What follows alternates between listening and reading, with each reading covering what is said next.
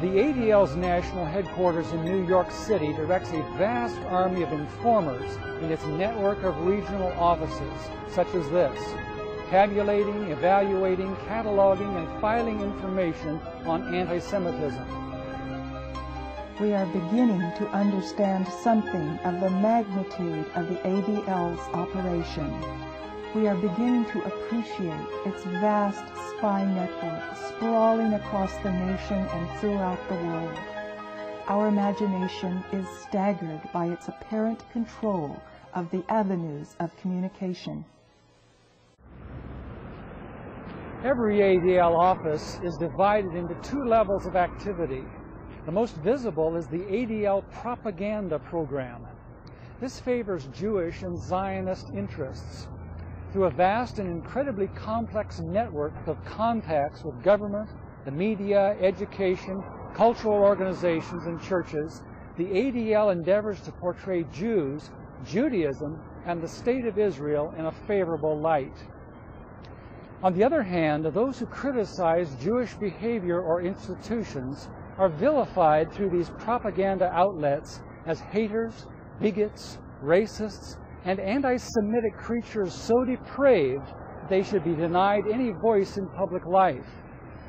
It is because of the threat posed by such so-called haters that a top priority of the ADL is the creation of anti-hate laws, which will criminalize anyone who criticizes Jewish interests or the State of Israel. The second level of ADL activity is its intelligence arm, or what it calls its fact-finding operations. Over the last 3/4 of a century, the ADL has amassed an enormous file on thousands of Americans whom the ADL suspects are critical of Jewish interests or could be.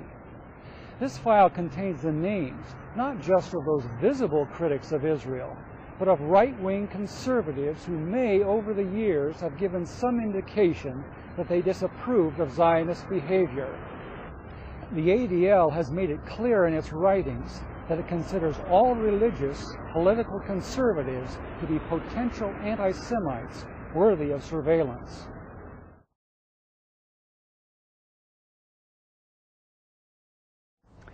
During the early 1990s, the nation had a very rare opportunity to see the cloak pulled off ADL secrecy and to find out how extensive is its spying activity.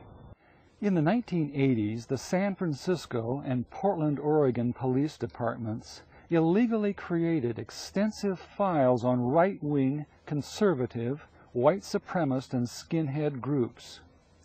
Ultimately, the Portland files were sent to the Intelligence Division of the San Francisco Police Department. There, they merged with the San Francisco files. An ADL spy, Roy Bullock, was able to obtain the names of these persons and organizations illegally. He did so with the assistance of a San Francisco police officer, Tom Girard. In 1989, the Spotlight newspaper exposed Roy Bullock as an ADL spy. Warrants were obtained and the police searched ADL offices in San Francisco and Los Angeles, plus Bullock's residence. Before we tell you the details of what the police found in this search, you should know that any illegal penetration of police intelligence files or law enforcement computer databases is a felony and conspiracy. Only one conviction of such an offense can send the average citizen to prison. When police accessed Roy Bullock's computer, they found that the ADL and Bullock had indeed penetrated restricted San Francisco Police Department intelligence files and law enforcement computerized databases. In fact, they had violated the law beyond most people's wildest dreams.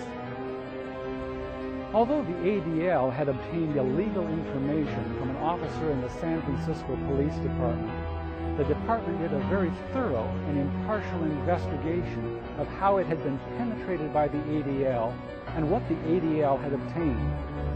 Police discovered the ADL possessed over 10,000 names of Americans and organizations, including 6,000 from the political right. These included names from the San Francisco Police intelligence files, but also many names merged from the ADL's own lists. Illegally accessing the Department of Motor Vehicles database, the ADL, through Officer Gerard and other cooperating police officers, had obtained 1,394 driver's license numbers. Included was information from private citizens' driver's licenses, including their photos, license plate numbers, and vehicle registration numbers. From the Law Enforcement Database, or RAP sheets, the ADL obtained confidential criminal histories, which included much information that could be used for blackmail. The ADL also illegally obtained postal information on many Americans, including post office box numbers. In addition, they obtained confidential immigration information on unsuspecting Americans, plus detailed banking information and personal phone numbers. Police found many Americans had gotten into the ADL files simply because they had written to a right-wing conservative organization requesting information. Bullock estimated his computerized right-wing file contained the names of about 6,000 people. Some are members of right-wing organizations. Others may only have written to a right-wing organization requesting information.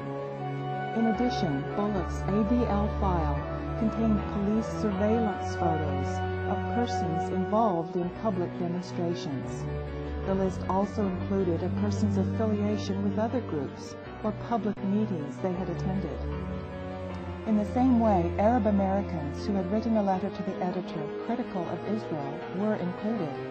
Quoting Police Inspector Roth, "Any Arab American with anti-Israel leanings or any Arab American who wrote letters to the newspaper editors expressing anti-Israel sentiments would be reflected in ADL LA files." So determined was the ADL spy Roy Bullock to obtain detailed personal information on opponents that he would even search through their garbage.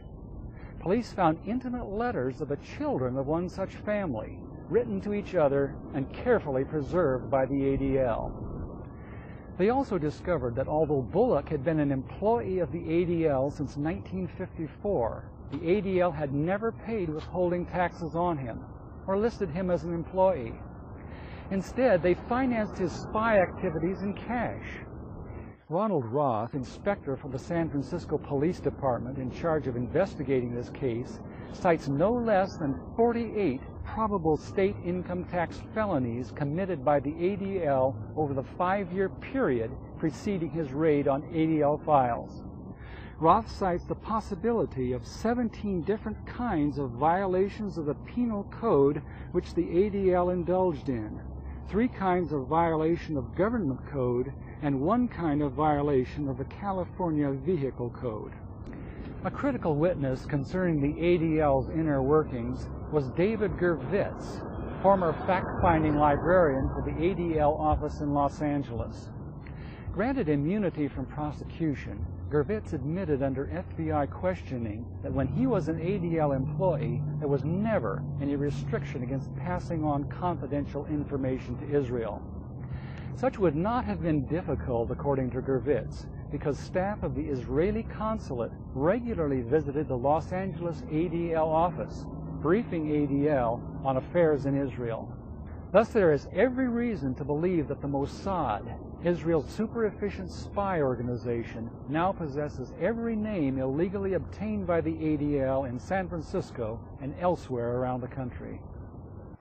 Yet such transfer of information to Israel is only to be expected of the ADL, for the ADL is the American-based propaganda and intelligence division of the Mossad.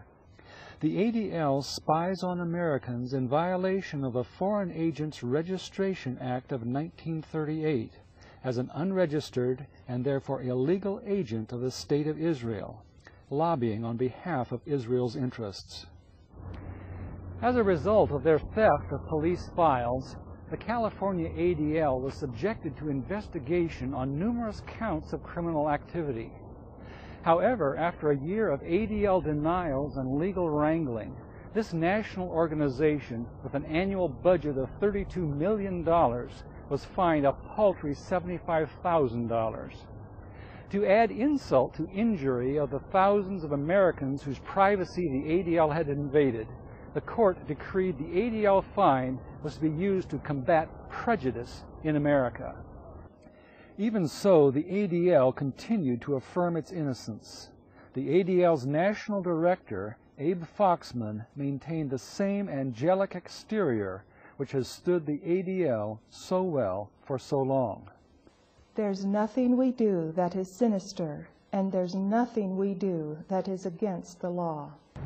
Incredibly, although the ADL did suffer a public loss of credibility as a result of this scandal, the ADL's political clout and prestige has only increased since then.